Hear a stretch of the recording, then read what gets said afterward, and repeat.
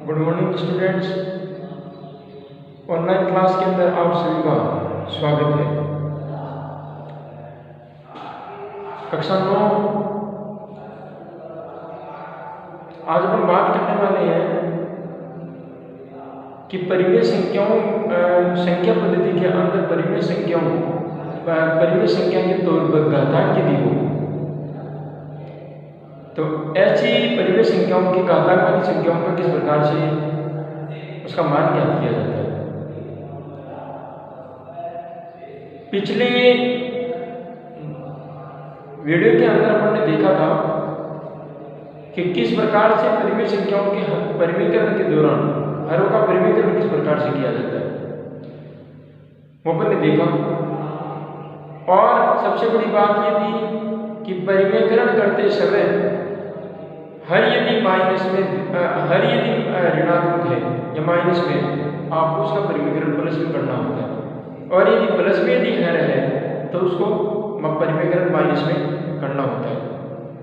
आज हम बात करेंगे यदि आपकी किसी आधार संख्या के ऊपर, क्योंकि प्रश्नावली संख्या पद्धति से जुड़ी हुई है, संख्या का मामला है, तो ऐसी परिस्थिति के अंदर किसी आधार संख्या के ऊपर यदि कोई घात लगी हुई है लेकिन वो घात परिमेय संख्या है, तो इस प्रकार की जो घातांक की परिमेय संख्या के तौर पर दे रखी है उसका उस आधार संख्या का मान किस प्रकार से किया जा सकता है।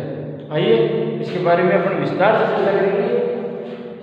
अपन ने पिछली क्लास के अंदर कक्षा 8 के अंदर अपन ने एक बात देखी थी कि घात और घातांक वाली जो प्रश्नावली थी उसके अंदर एक बात देखी थी अपन ने कि आधार संख्या के ऊपर घात अगर है, आधार संख्या के ऊपर, पहली बात तो घातांक आधार संख्या के ऊपर ही होती है, तो उस आधार संख्या के ऊपर जो घात लगी हुई है लेकिन वो घात प्राकृतिक संख्या नहीं है बल्कि वो परिमेय संख्या के तौर पर है। वो घात भी अंश और हर के रूप में लिखी हुई है। अब अंश और हर का मान किस प्रकार से ज्ञात करें? उस अंश और हर के रूप में जो घात दे रखी है उस घात को अपन किस प्रकार से वैल्यू ज्ञात करें? तो उस समस्या का समाधान अपने को ढूंढना है। तो आधार संख्या जो अपने को प्रश्न में दे रखी है उस आधार संख्या के ऊपर यदि घात परिमेय संख्या हो तो ऐसी आधार वाली घातांक का मान और उस आधार का मान किस प्रकार से ज्ञात करें। आइए इस पर विस्तार से चर्चा करेंगे। देखिए अपन ने पिछली क्लास के अंदर देखा था किसी आधार संख्या के ऊपर घातांक होती है, किसी आधार संख्या के ऊपर घातांक होती है।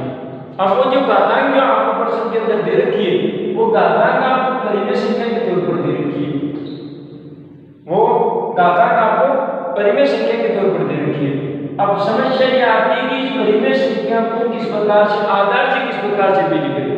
अब एक साधारण यदि कोई घातांक होती थी उसका तो अपन विस्तार कर सकते थे, मैंने लिखा 5, अब 5 की घात 2।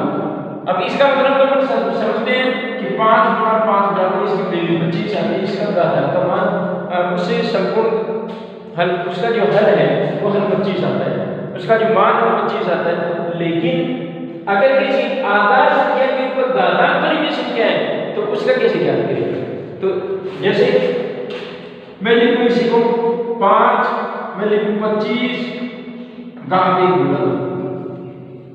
अब यह प्रकार 1 बटा 2 कैसे हल करें? क्या इसको आधा लिखें?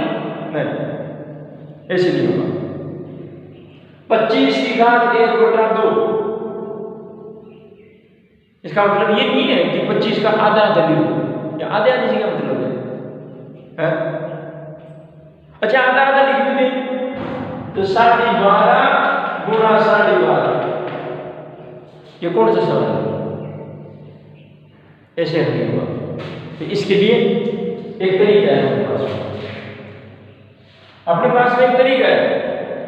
वो तरीका ये कहता है कि आप जो घातांक आपको ऊपर दे रखी है प्रश्न के अंदर परिमेय संख्या के तौर पर अंश और हर के रूप में जो घातांक दे रखी है उस घातांक को प्राकृतिक संख्या बना लो, उस घातांक को प्राकृतिक संख्या बना लो। अब वो प्राकृतिक संख्या बनाएंगे कैसे, ये भी एक सवाल है। आधार की तरफ घातांक परिमेय संख्या दे रखी है, अब उसका तो हम शुरू कर नहीं सकते।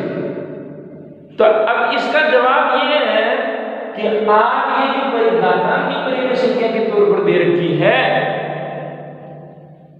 उसको प्राकृतिक संख्या में बदलो। अब कैसे वो देखो, वो देखिए। सबसे पहले जो आपके प्रश्न के अंदर आधार दे रखा है, ये वाला आधार, इस आधार को घातांक बनाओ। पहले जितने भी आधार है उस सब को घातांक बनाओ, सबको क्या बनाओ, घातांक। घातांक बना दो। 25 का घात बनाया मैंने 5 की घात 2 और उसके ऊपर भी घात लगी हुई है 1/2। 25 को मैंने घातांक में बनाया 5 की घात 2, ये घात थोड़ी ऊपर लिखिए 5 की घात 2। अब ये 25 की वैल्यू तो 5 की घात 2 हो गई और मैंने ब्रैकेट में रख करके 25 के ऊपर घात 1/2 दी, राजी 1/2 ही है। खाली आधार का रूप परिवर्तन किया है, बाकी मान उतना ही है। 25 को मैंने घातांक बनाया, घातांक में बनाया 5 की घात 2 और अब उसके आधार के ऊपर जो घात लगी हुई है वो घात 1/2 है, आज भी 1/2 है। सही, ठीक है। अब 25 को मैंने घातांक में बनाने के बाद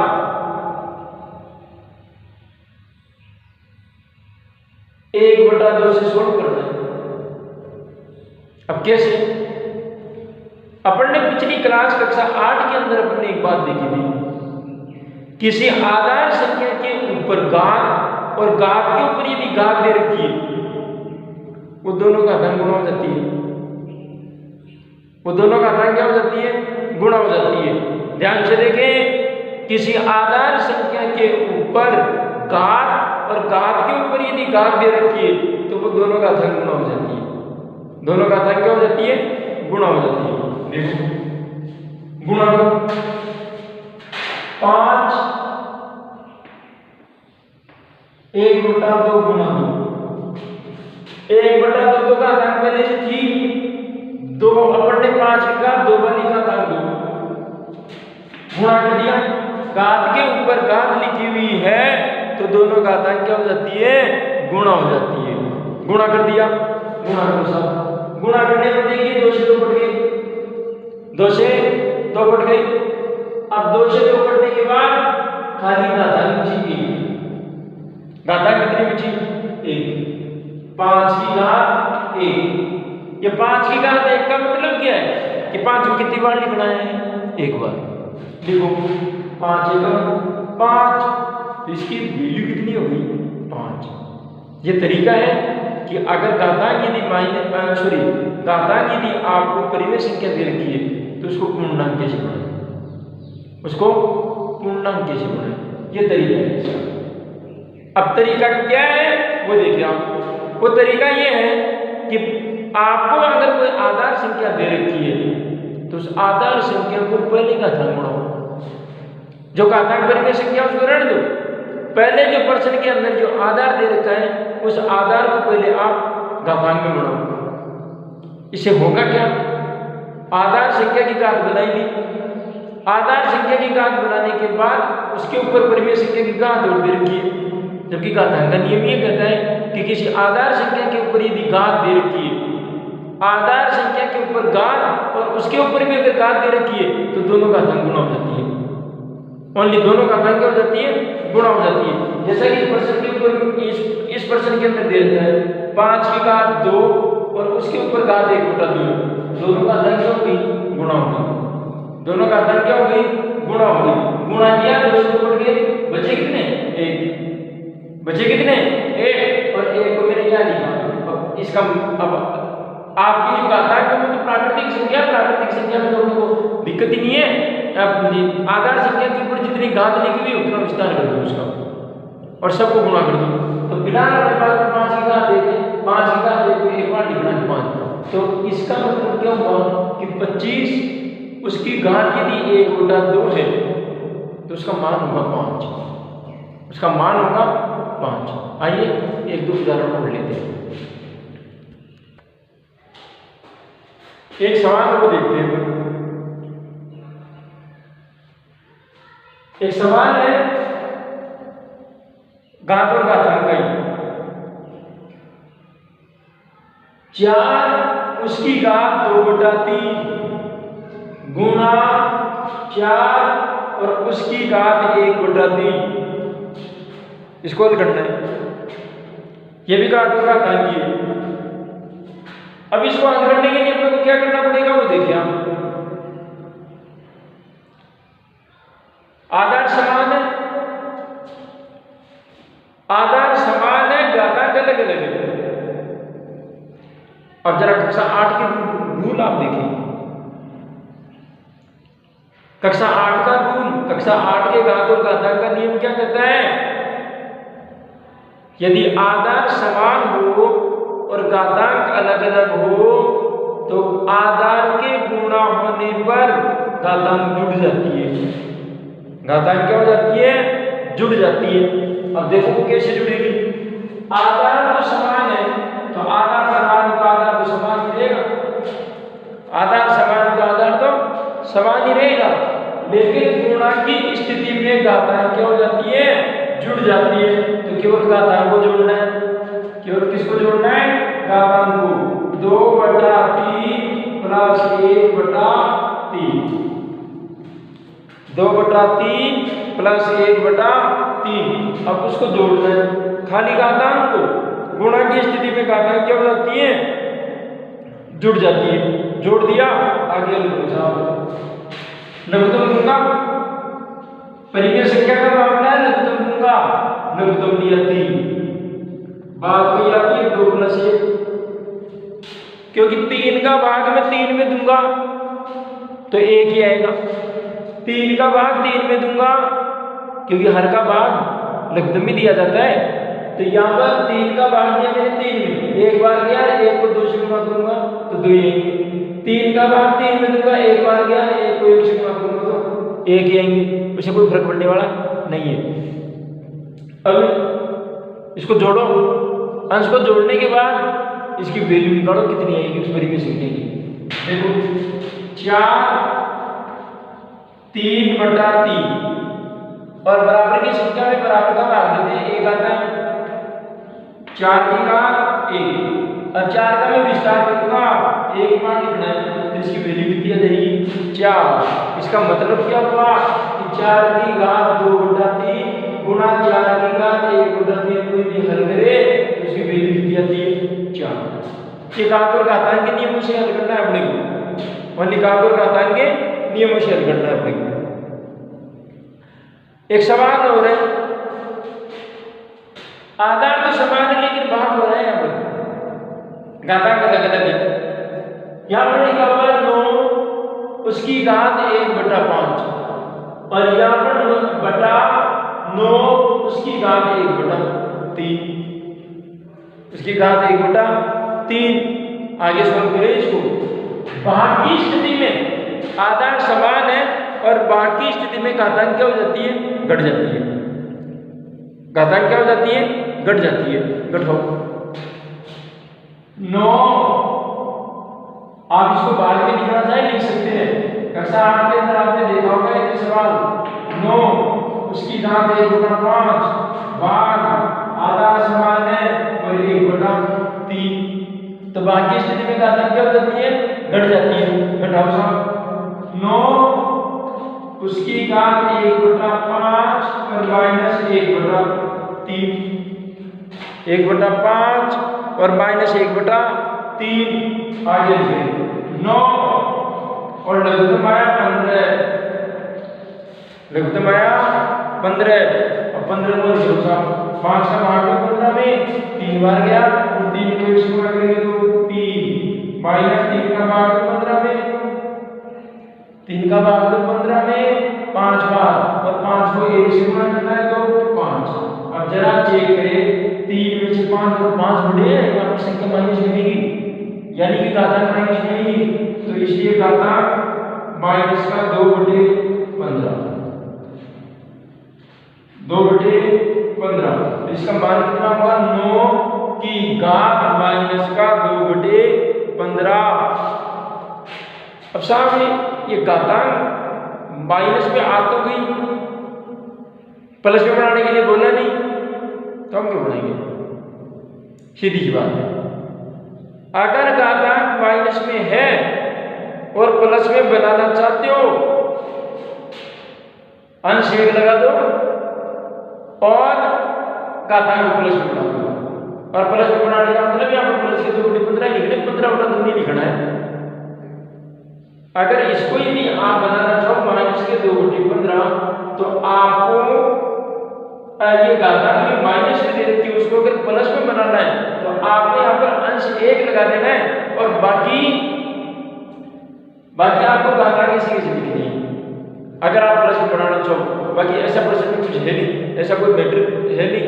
और पहली बात आपको एक बात ये भी होना चाहिए, एक बात आपको ये पता होनी चाहिए कि घातांक यदि माइनस में है, लेकिन माइनस में अगर प्राकृतिक संख्या है तो उसको प्लस में बनाया जा सकता है।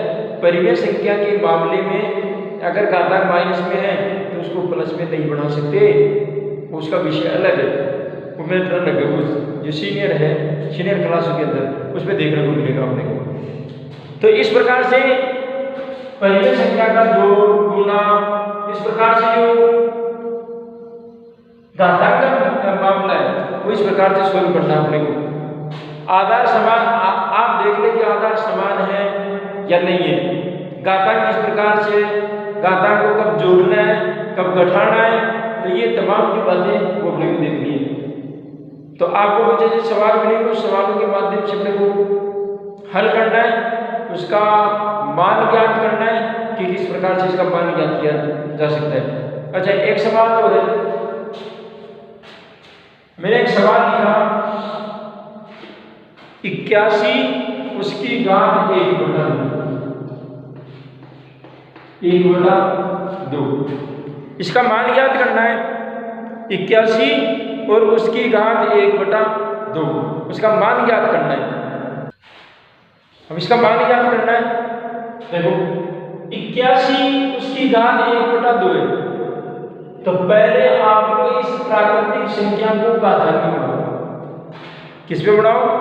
घातांक में, क्योंकि 1/2 दे रखा है उसकी घात का विस्तार नहीं किया जा सकता। तो ऐसी परिस्थिति के अंदर 1/2 तो खैर परिमेय संख्या का मामला है, तो चलो उसका तो विस्तार कर नहीं सकते। तो इसका एक तरीका है कि आप जो 81 दे रखी है, 81 जो दे रखा है उसको आप घातांक में बना लेंगे। अब घातांक में बनाने के लिए आप अभाज्य गुणनखंड विधि का सहारा ले सकते हैं। 81 का अभाज्य गुणनखंड से आप इसको घातांक में बनाओगे। 81 का अभाज्य गुणनखंड और छोटी से छोटी संख्या का भाग देना है। अब 81 में 2 का भाग तो जाएगा नहीं, तो भाग देना है 3 का, तो 3 का भाग दो, 3 का भाग दो।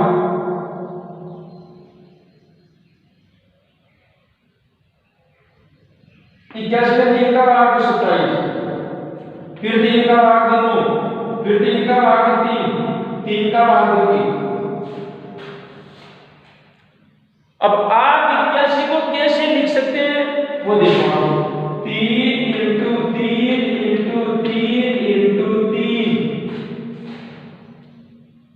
3 × 3 × 3 × 3, 3 की घात 4।